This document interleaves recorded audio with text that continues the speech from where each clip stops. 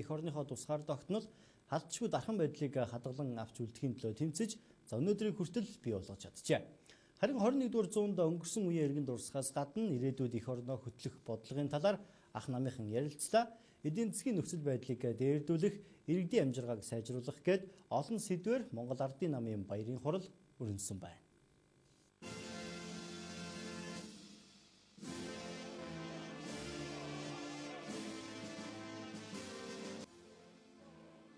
1921 оны 3 дугаар сарын 1-нд анхны хуралдаан хийж Дамжны Сүхбаатар тэргүүтээ хувьсгалчид Монгол Ардын намыг анх байгуулсан байдаг. Түүнээс хойш жил бүрийн 3 дугаар сарын 1-ийг Монгол Ардын намын баяр болгон жил бүрээр насыг нэмж төрсөн өдрийн хэлбэрээр тэмдэглэдэг байсан бол 2004 оноос хойш улсын хурлын тогтоол гарч энэ өдрийг эх орончдын өдөр болгон аль бие ёсоор тунхаглан зарласан байт юм а. За ингэж бид ард түмнэрээ 3 дугаар сарын 1-ийг эх орончдын баярын өдөр хэмээн нэрийдэж тэмдэглэдэг болоод 10 дахь жилтэйгээ залгаж байна. За энэ өдөр улс төрийн уган Монгол Ардын нам үүсгэн байгуулагдсаныхаа 93 жилийн ойг эх орончдын өдөртэй хамт гишүүд дэмжигчид Монголынхаа ард түмтэй тэмдэглэл өнгөрүүлж байна. Тусгаар тогтнолын ордонд өглөө баярын хүндэтгэлийн хурлаар эх орончдын өдөр эхэлж Монгол Ардын намын Ахмад дунд залуу үеийн төлөөлөл бүгд ирсэн байлаа. За намын дарга нээж үг хэлэн баярын арга хэмжээг эхлүүлсэн юм а. Сэтгүүлчдэд өгсөн ярилцлагадаач Монгол Ардын намын дарга Мие гомбын их болд за ойрын хугацаанд хийж хэрэгжүүлэх зорилттой хэлж мэдчилгээ дэвшүүлсэн юм.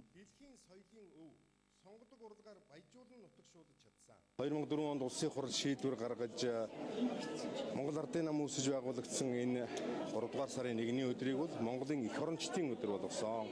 Ингээд өнөөдөр зөвхөн манай намын гишүүд төдийгүй Монголынхон эх орны төлөө санаа зовж байдаг эх орончид бүгдээрээ энэ баярынхаа арга хэмжээг бол сайхан одоо тэмдэглэж байна. Эх орончиддоо баярын минь дахин хүргье.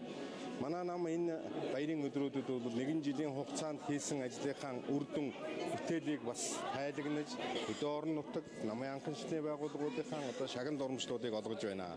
Бидний ойрын ирээдүйн зорилт бол хэд хэдэн зүйлүүд дээр бид анхаарал тавьж ажиллаж байгаа. Монгол Ардын нам дунд болон урт хугацаанд хөгжиж жинхэнэ ард түмний нам болох энэ хөтөлбөр төслийг боловсруулах ажлыг бид эхлүүлээд байгаа. Мөн Монгол Ардын нам цахин нам болох хөтөлбөр боловсруулаад бид энэ ажлыг эхлүүлж байгаа. Монгол Ардын нам Монголын хамгийн олон гишүүнтэй улс төрийн одоо энэ намын хувьд бол гишүүдтэй, дэмжигчтэй, иргэдтэй мэдээлэл хүргэх асуудал бол нам өөрийнхөө үйл ажиллагааг захин болгож олон түмэнд мэдээлэлээ түгээж явах энэ асуудал бол хамгийн чухал юм а гэж бид ингэж үзэж байгаа юм а. Мөн нөгөөтэйгөр өнөөдөр улс оронд бий болоод байгаа энэ нөхцөл байдал эрх баригчдын хийж хэрэгжүүлж байгаа ажлын алдаа дутагдaltaй зүйлийг бас олон түмэнд хүргэх, засал залруулах тал дээр бол бид нэлээд итвэх санаачлаг гаргаж ажиллах ёстой. Баярын хүндэтгэлийн арга хэмжээнд оролцсон Монгол Ардын намын Ахмад гишүүд намаа иргэн дурсаж байна. Одоо хэдий улсын хурал ерөнхийлөгчийн сонгуульд өвдөг шороодон засвар хүчин болсон ч энэ намын Монголын хөгжилд оруулсан хувь нэмэр их. За бүтээн байгуулалт хөгжил дэвшил бүрн Монгол Ардын намтай салшгүй холбоотой гэдгийг онцолж байна. Монгол Ардын нам бол үнэхээр одоо Монгол улсыг ямар байдлаас өнөөдөр ямар байдалд одоо хүргэсэн гэдэг бол нийт ард түмэнд одоо ойлгомжтой. 1921 оны хувьсгалаар Монгол Ардын нам одоо оройлон оролцож энэс хойш 70 жилийн турш Монгол улсыг хосрогдсон орноос дэлхийн хөгжилтэй орны тоонд хүрэхэд асар их үр гүйцэтгсэн ийм улс төрийн хүч юм а. Манай нам бол энэ Монгол орны төвхөнд үнэхээр асар их үр гүйцэтгсэн ард түмнийхээ одоо үнэхээр бодтой гавьяа байгуулсан нам. Энэ орны одоо хөгжил дэвшлийн бүх асуудал бол Монгол Ардын намын бодлого үйл ажиллагаатай шууд холбоотой байсан. Өнгөрсөн 93 жилийн хугацаанд бол манай намын үйл ажиллагаанд алдсан зөвлөчвээ. Тэгэхдээ онсон зүйл нь бол тэрнээс хавгүй их. Ер нь яагаад энэ манай нам байгуулагдсан өдрийг тусгай эх орончдын өдөр гэж одоо тэмдэглэх болсон байвал үнэхээр манай намыг үүсгэн байгуулах сэдвчид болвол эх орныхаа тусгаар тогтнолыг л одоо хамгаалах, тусгаар тогтнолоо олж бэхжүүлэх ийм л зорилт тавьсан байгуулагдсан учраас энэ одоо өдөр бол үнэхээр Монголын зөвхөн манай нам биш, манай ард түмний хувьд үнэхээр энэ одоо их чухал тэмдэглэлтэй өдрөө. Зунд бүрэн бүтээ Энэ үеэр Монгол Ардын намын ерөнхий нарийн бичгийн дарга Мөнхбат за 21-р зуунд бидний эрх чөлөөтэй хангалуун амьдрах боломжийг олгосон хүмүүсийг энэ өдөр дурсан хүндэтгэж байх учиртай юм. Монгол улсын ялангуяа 20-р зууны түүхэнд гавьяа байгуулсан Монгол үндэстэн сэргэж мандан хаант засаглал хамжлагт ёсыг заахалж орчин цагийн үндсэн нийгмийн хэлбэрт шилжсэн бүх том үйл хэргийг сэтэж хэрэгжүүлсэн хүмүүсийн нэг нь их Жанжин Сүхбаатар мөн за харамсалтай нь өнөө үед түүхийг мушгин гуйвуулах нэг үеийг нь хит бүдгрүүлж за нөгөө үеийг нь тодруулж түүх өв соёлыг улс төрийн зорилгоор ашиглах хандлага газар авч байна. За гэхдээ ард түмний зүрх сэтгэл Монголын түүхэнд хизээч арилшгүй мөрөө үлдээсэн хүмүүс болох за Жанжин Сүхбаатар их эзэн Чингис хаанаа мартах учиргүй учраас ийм хүндэтгэл үзүүлж байгаа юм гэдгийг тэмдэглэж байсан юм а. За мөн энэ үеэр намын шилдэг байгууллагуудаа шалгаруулж өр бүтээлтэй ажилласан намын өөрөөдөө алдаршууллаа. Шилдэгүүдээс авсан ярилцлагыг хүргэе.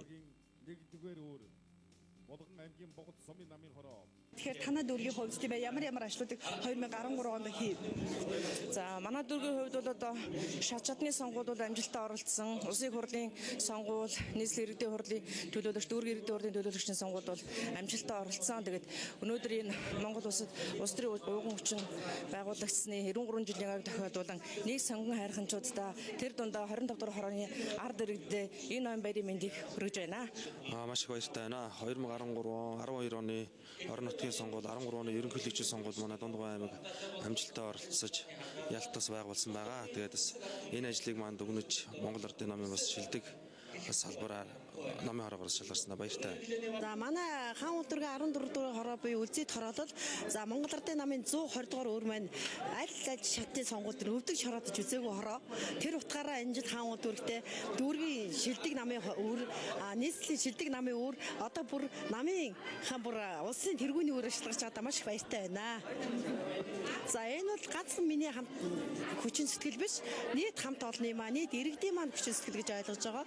За тийм учраас энэ сайхан амжилтанд хүрэхэд бид нарыг бас сэтгүүл өгдөг, сэтгэл гаргадаг бүх намын хишүүд, дэмжигч, иргэдтэй талархснаа илэрхийлж энэ өдрийн баярын мэндийг хүргэж байна.